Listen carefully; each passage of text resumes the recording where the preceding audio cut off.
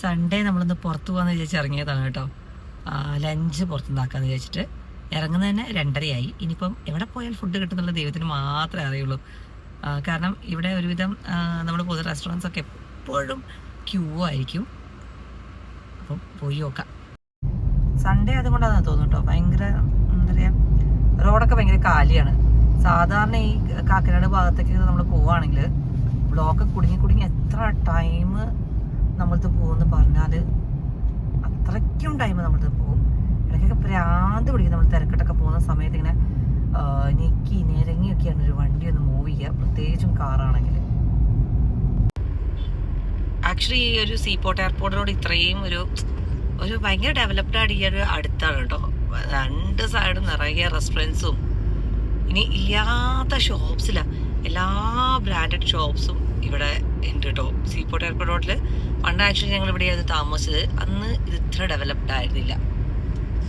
ഇത്ര പെട്ടെന്ന് ഒരു ഡെവലപ്മെന്റ്സ് പണ്ട് ആക്ച്വലി ഞങ്ങൾ ഇവിടെയായിരുന്നു താമസിച്ചത് കേട്ടോ.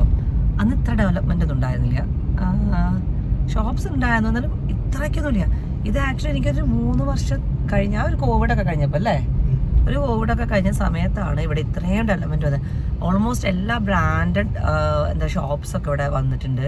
പിന്നെ എന്താ പറയുക, ഒരു ബിസിയസ്റ്റ് ഏരിയ എന്നൊക്കെ പറയാൻ വേണ്ടി പറ്റില്ല, ഷോപ്പിങ്ങിന് പറ്റിയ ഏരിയയായി മാറിയിട്ടുണ്ട് കേട്ടോ ഇവിടെ. ഈ ഭാരത് മാതാ കോളേജിൻ്റെ അടുത്തുള്ള ആ ഒരു ഏരിയ ഭയങ്കര രസമാണ് കാണാൻ തന്നെ. പക്ഷെ എന്താ ബ്ലോക്ക്, നമുക്കിന്ന് സൺഡേ ആയതുകൊണ്ട് മാത്രമേ ബ്ലോക്ക് കിട്ടാത്തേ ഉള്ളൂ. അതർവൈസ് ഇവിടെ നമുക്ക് എന്താ പറയുക, ബ്ലോക്ക്. ഫുഡ് കഴിക്കാൻ വേണ്ടി ഞങ്ങൾ പോയിരിക്കുന്നത് സീപോർട്ട് എയർപോർട്ട് തന്നെയുള്ളത് പലാരത്തിലേക്കായിരുന്നു കേട്ടോ. പലാരത്തിൽ എനിക്കൊന്ന് 2:30 കഴിഞ്ഞത് കൊണ്ടായിരിക്കാം കുറച്ച് തിരക്ക് കുറവുണ്ട്.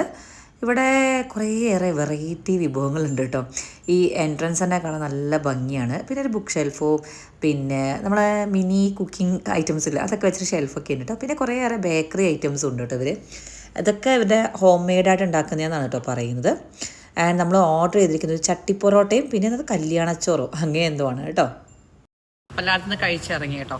അപ്പം അവിടെ ഭയങ്കര തിരക്കായിരുന്നു. അപ്പോൾ നമുക്ക് വീഡിയോ ഒന്നും ഷൂട്ട് ചെയ്യാൻ വേണ്ടി പറ്റില്ല. നല്ല ഫുഡാണ്. പലയിടത്തുനിന്ന് ഞങ്ങൾ നേരെ പോയത് ഒരു നഴ്സറിയിലേക്കായിരുന്നു കേട്ടോ.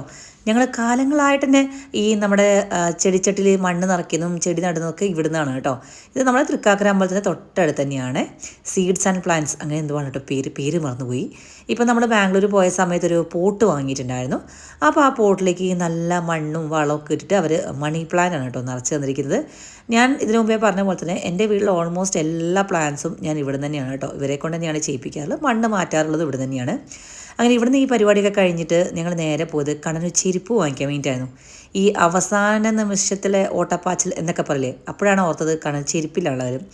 അങ്ങനെ അവന് ചെരുപ്പൊക്കെ വാങ്ങിയിട്ടുണ്ടായിരുന്നു. അവൻ്റെ കാൽ ആക്ച്വലി മെലിഞ്ഞതായതുകൊണ്ടും നീളമുള്ളതും കൊണ്ടും ഒരു ചെരുപ്പ് അവന് പാകാവില്ല. അങ്ങനെ അതൊക്കെ വാങ്ങിക്കഴിഞ്ഞ് ഞങ്ങൾ നേരെ പോയത് ലുലുവിലേക്കാണ് കേട്ടോ. കണ്ണൻ ഈ ലുലു പോകണമെന്നൊക്കെ പറഞ്ഞ് പോയതാണ്. പക്ഷേ അത്ര നേരം ഞാൻ ബ്ലോക്കില്ല എന്നൊക്കെ ഡയലോഗ് അടിച്ചത് ലുലു പോകുന്ന സമയത്ത് ശരിക്കും പെട്ടു ഗൈസ്. ഫുഡിങ്ങേ ബ്ലോക്കായിരുന്നു. ലുലു മാളൊന്നും നല്ല തിരക്കാതെ തോന്നുന്നു അല്ലേ, നല്ല തിരക്കാണ് തോന്നുന്നു. ലുലു മാൾ എത്താനായി.